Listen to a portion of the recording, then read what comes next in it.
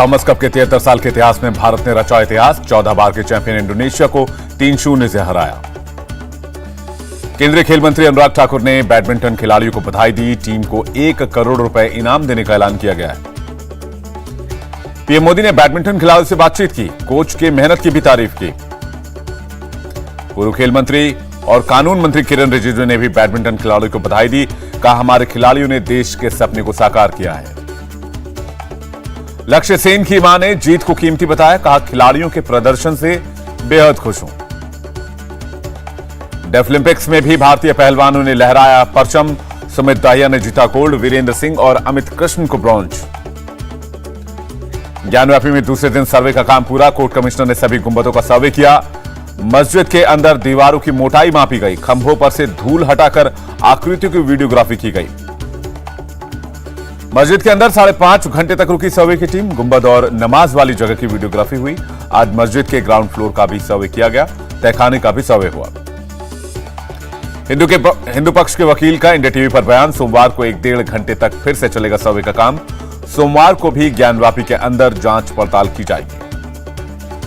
ज्ञानव्यापी सर्वे पर मुस्लिम पक्ष का दावा, सर्वे में कोई सबूत नहीं मिला, हम सर्वे के तरीके से संतुष्ट हैं। केंद्रीय मंत्री गिरिराज सिंह ने फिर निकाली नेहरू की गलती। ज्ञानव्यापी विवाद के लिए पंडित नेहरू को दोषी ठहराया। आरएसएस नेता इंद्रेश कुमार ने कहा, लोग ताजमहल, ज्ञानव्यापी, कृष्ण जन्मभूमि की सच्चाई जानना चाहते हैं, कोर्ट को मदद करनी चाहिए। उदयपुर में कांग्रेस का 3 दिवसीय चिंतन शिविर खत्म हो गया। आखिरी दिन सोनिया गांधी ने कांग्रेस वर्किंग कमेटी की बैठक की अध्यक्षता की।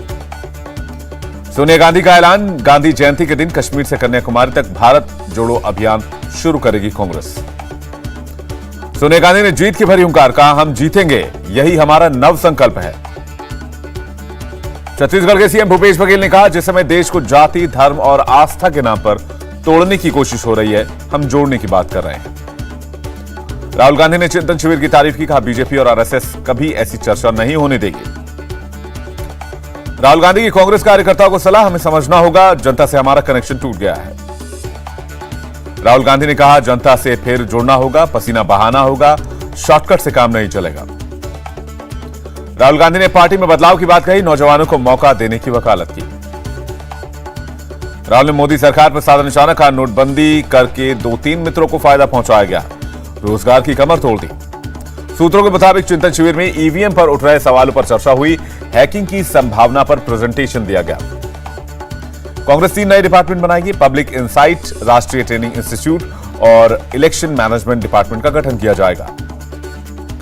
कांग्रेस में अब कोई भी व्यक्ति 5 साल से अधिक एक ही पद पर ना बना रहे, इस पर पार्टी विचार करेगी। अजय माकन ने इसकी जानकारी दी है। राहुल गांधी के कश्मीर से कन्याकुमारी तक की यात्रा करने वाले प्लान पर केंद्रीय मंत्री मुख्तार अब्बास नकवी ने चुटकी ली। कहा, ऐसा ना हो बीच में ही बॉर्डर पार कर जाए। केंद्रीय मंत्री गिरिराज सिंह ने भी चुटकी ली। कहा, राहुल गांधी फिर से लॉन्च किए गए कि नहीं, वो न्यूटन जी पूछ रहे हैं कि लफड़ा लॉन्चिंग पैड में है या मिसाइल में। मानिक साहब ने त्रिपुरा के नए सीएम अगरतला में राजभवन में सीएम पद की शपथ ली। पीएम मोदी ने मानिक साहब को नई जिम्मेदारी के लिए शुभकामनाएं दी। 2018 में शुरू की गई विकास यात्रा को नया आयाम देने की उम्मीद जताई। शपथ ग्रहण करने के बाद बोले सीएम मानिक साहब, पीएम मोदी के विकास के मुद्दे को आगे बढ़ाएंगे, कानून व्यवस्था की मजबूती पर जोर रहेगा। सीएम मानिक साहब ने कहा, 2023 विधानसभा का चुनाव हमारे लिए नहीं, दूसरी पार्टियों के लिए चुनौती है। सीएम मानिक साहब का बयान, हम सिर्फ पीएम मोदी के नेतृत्व में करते हैं काम, सीएम फेस हमारे लिए मायने नहीं रखता।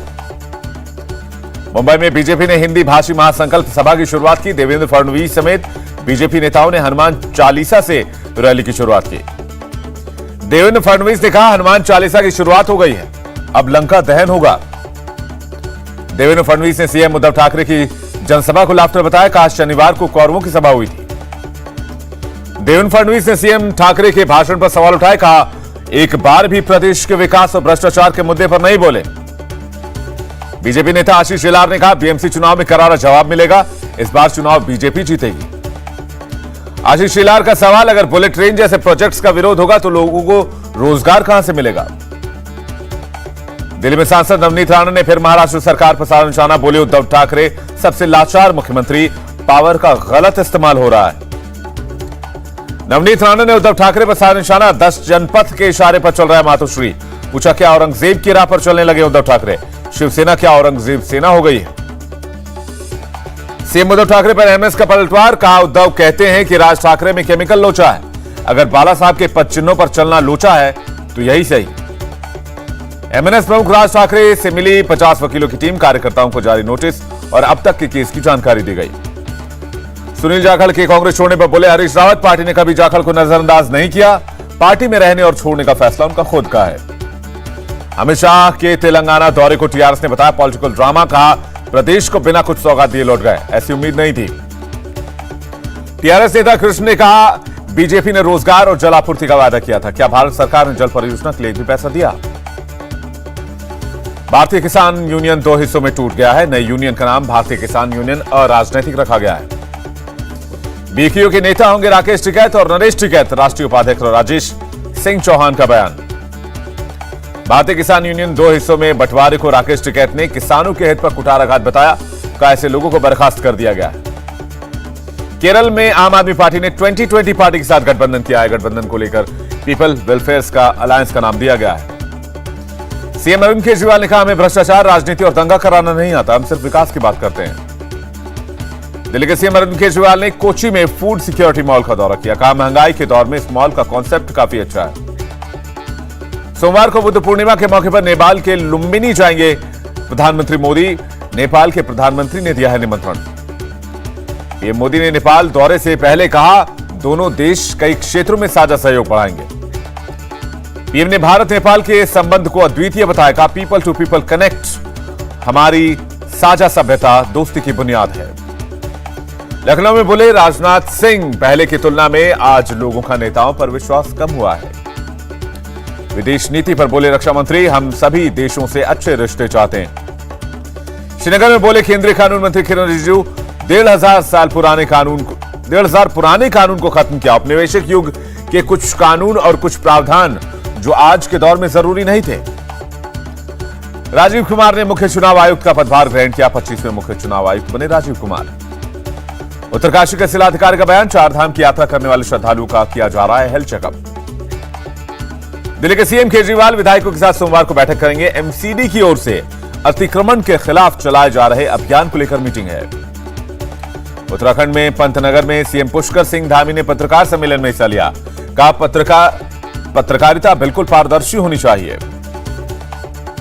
सीएम शिवराज ने सभी बड़े अधिकारियों के साथ जिलाधिकारियों के साथ बैठक बुलाई है, पानी बिजली सप्लाई और सरकारी योजनाओं की समीक्षा की गई।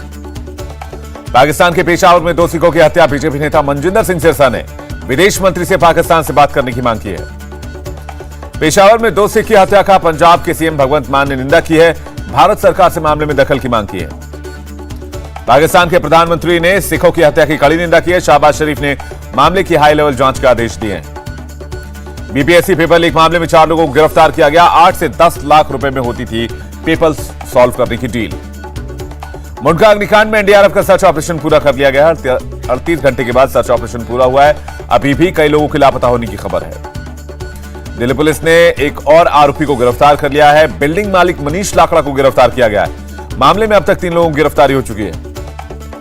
मुंडका अग्निकांड में अब तक 8 मृतकों की पहचान की गई है, 19 लोगों की डीएनए सैंपलिंग के जरिए की जाएगी पहचान। मानवाधिकार आयोग ने मुंडका अग्निकांड को लेकर चिंता जताई है। मानवाधिकार आयोग ने दिल्ली सरकार से अगले 2 हफ्ते के अंदर रिपोर्ट मांगी है। राजस्थान के नागौर में बेखौफ अपराधी, शहर में नमक कारोबारी की गोली मारकर हत्या कर दी गई, बोलेरो से आए थे अपराधी। नमक कारोबारी की हत्या पर बोले केंद्रीय मंत्री गजेंद्र सिंह शेखावत, राजस्थान में अपराधी जीत रहे हैं, पुलिस हार रही है। बीजेपी नेता शुभेंदु अधिकारी ने बंगाल सरकार और पुलिस पर गंभीर आरोप लगाया, कहा शोभा यात्रा निकालने वाली महिलाओं पर पुलिस की मौजूदगी में हमला किया गया। बीजेपी नेता शुभेंदु अधिकारी ने राज्यपाल के नाम ट्वीट किया, पूछा क्या सनातनी रीति रिवाजों का पालन करना निंदनीय काम है। एमपी के सागर में नारियल वितरण कार्यक्रम के दौरान भगदड़ मच गई, 10 से ज्यादा महिलाएं घायल हो गईं, सिविल अस्पताल में इलाज चल रहा है। गुना में बदमाशों ने एसआई की पिस्टल छीनकर भागने की कोशिश की, पुलिस ने पैर पर फायरिंग करके बदमाशों को पकड़ लिया। आंध्र प्रदेश के विजयनगरम में भीषण सड़क हादसा हो गया, सड़क किनारे खड़ी ट्रक में कार घुस गई, 2 लोगों की मौत हो गई, 2 घायल हो गए। ओडिशा एसटीएफ को बड़ी सफलता मिली है, पुरी के मंगला घाट से 3 ड्रग तस्कर को गिरफ्तार किया गया, 3 करोड़ की ब्राउन शुगर बरामद की गई। केरल के कोट्टायम में भारी बारिश से धान की फसल को नुकसान, किसान परेशान। मौसम विभाग ने केरल के अगले 5 दिन भारी बारिश की संभावना जताई है। 6 जिलों के लिए जारी किया गया है ऑरेंज अलर्ट। असम में भारी बारिश से हाल बुरा है। न्यू हाफलोंग रेलवे स्टेशन जलमग्न हो गया है। कई ट्रेनें रोकनी पड़ी हैं। असम में भारी बारिश से ट्रेन में फंसे लोगों को एयरलिफ्ट किया गया है। एयरफोर्स ने फंसे हुए लोगों को सुरक्षित जगहों पर पहुंचाया है। जम्मू कश्मीर के उपराज्यपाल मनोज सिन्हा से मिला बीजेपी का डेलीगेशन। कश्मीरी पंडितों की सुरक्षा को लेकर चिंता जाहिर की गई है। राहुल भट्ट की हत्या की निंदा की गई। एलजी से मिलने के बाद बोले रविंदर रायना, कश्मीरी पंडितों को निशाना बनाया जा रहा है। ऐसे कर्मचारियों को सेफ जोन में ट्रांसफर करने की मांग की है। जम्मू कश्मीर के एलजी मनोज सिन्हा से मिले फारूक अब्दुल्ला, महबूबा मुफ्ती समेत गुप्कार अलायंस के नेता। आतंक के खात्मे और विकास पर बातचीत हुई है। गुप्कार अलायंस के नेताओं को एलजी ने जानकारी दी। कश्मीर में बेगुनाहों की हत्या का बदला लेने के लिए सुरक्षा बलों को पूरी छूट दी गई है। शोपियां में आतंकवादियों ने सीआरपीएफ टीम पर फायरिंग कर दी। सुरक्षा बलों ने जवाबी कार्रवाई की। एक नागरिक की मौत हो गई है। 14 मई को कटरा में बस में आग लगने का मामला, जांच में जम्मू कश्मीर पुलिस को मदद करेगी एनआईए। गोरखपुर में दिग्विजय नाथ पार्क पहुंचे सीएम योगी। 144 करोड़ रुपए की 100 विकास परियोजनाओं का लोकार्पण और शिलान्यास किया गया। सीएम योगी की प्रशासनिक अधिकारी को नसीहत का, सबको न्याय दिलाना ही सरकार का मकसद। देश के हर नागरिक की सुरक्षा सुनिश्चित करें। यूपी के सीएम योगी आदित्यनाथ का दावा, कानून व्यवस्था को देश में नजीर के तौर पर देखा जा रहा। उत्तर प्रदेश में जो कानून व्यवस्था है।